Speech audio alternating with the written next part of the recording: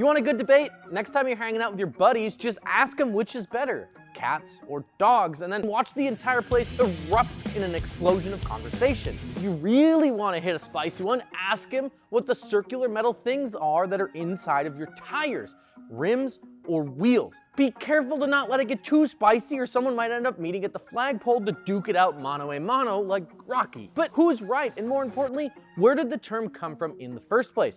I'm Dustin. You guys can follow me on Instagram at dusty.co if that happens to be your thing. And today's video is all about the classic debate of rim versus wheel to find out just which one is actually right.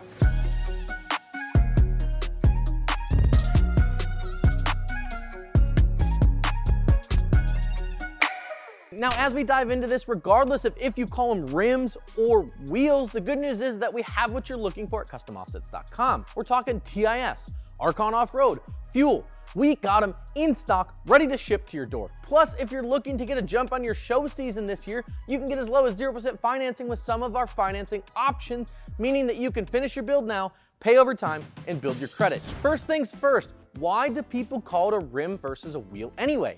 Well, there's no Bible for this kind of stuff, right? No words written in red. What we can say is that it really depends on where you're located geographically. Typically, if you're from the southern half of the United States or even some of the western US, like California and stuff like that, people in your area may refer to them as rims. Additionally, when you look at the age group that call them rims versus wheels, they tend to be a little bit older generation that, refer to them as rims. I know that my granddad, God bless his soul, called them rims no matter what, even if they had hubcaps, because hubcaps were still very prevalent back then, I guess, so maybe it's just a sign of the times. One of my fondest memories, by the way, was driving around with old granddad in his 1992 Dodge W250 and picking up hubcaps off the side of the road or out of the ditch that people would lose, because that's what happens when you had hubcaps. They would just like, off they would go, and then you just pick them up. You had a whole wall of them in the garage. It was awesome. They were like trophies of our adventures.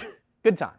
Anyways, when you look at a wheel, there's gonna be a few different parts. First, you're gonna have what we call the hub, right? Or the center piece of the wheel, right? It's that big hole in the center, which you guys can probably guess is called the center bore, right? It's gonna contain the center caps, which are gonna hide those maybe less than stellar looking hubs, and it's gonna keep that whole wheel looking clean. Fun fact here, by the way, if you're having vibration issues, one of the first places we recommend looking is at your hub bore diameter. See, most aftermarket wheels are going to be bored out for a variety of different fitments and on different vehicles, meaning that hub bore may be bigger than the actual hub diameter of your truck. This gap, right, the difference in the sizes can cause that wheel to sit on the hub off center without actually being true, meaning that when that wheel goes down the road, it's going to rotate in an untrue circle, which is going to lead to things like bumps and rotational vibration and steering wheel shake, stuff like that. Good news here is to remedy this, they make these things called hub-centric rings, which are little rings made of plastic or metal that sit between the center bore of the wheel and the hub, making it a nice snug fit and ensuring that your wheel runs smoothly down the road. From there, as we move outward on the wheel, you're gonna have spokes, right? Or the face of the wheel. Those are the metal pieces that stick out from the hub and connect to the outer part of the wheel known as the barrel. The spokes are what most people are gonna think of when they think of wheel designs, as they make up the face of that wheel. This is also where you're gonna find things like directional designs, which are where the spokes are actually twisted to tip to one side or the other while you're running down the road. This is where you're really gonna see certain companies shine over others. Take Archon Off-Road, for example, right? Archon is one of the few, if not the only wheel company on the market right now that's making a cast, truly directional or proper directional wheel, as they like to call it, which really just means that as your wheels are rolling down the road, they're going the same direction. You don't have one side digging and one side swooping. You don't want that.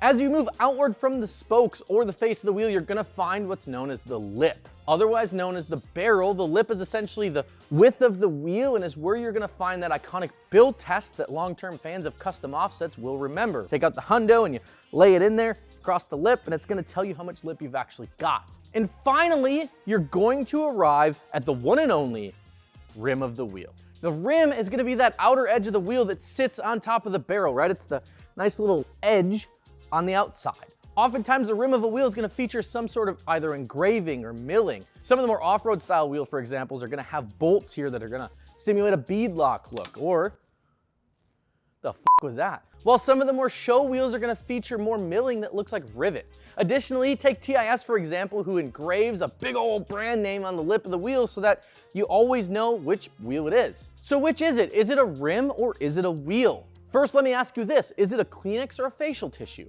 Is it a bubbler or a water fountain? From a technical point of view, the rim is technically part of the wheel, and a wheel is that big old hunk of metal that sits inside of your wheel and tire package. But that's enough out of me, right? What do you guys call it? Do you call it a rim or do you call it a wheel? Sound off down in the comments below, and regardless, if you need a wheel and tire package for your truck, you can check us out, customoffsets.com. Deuce.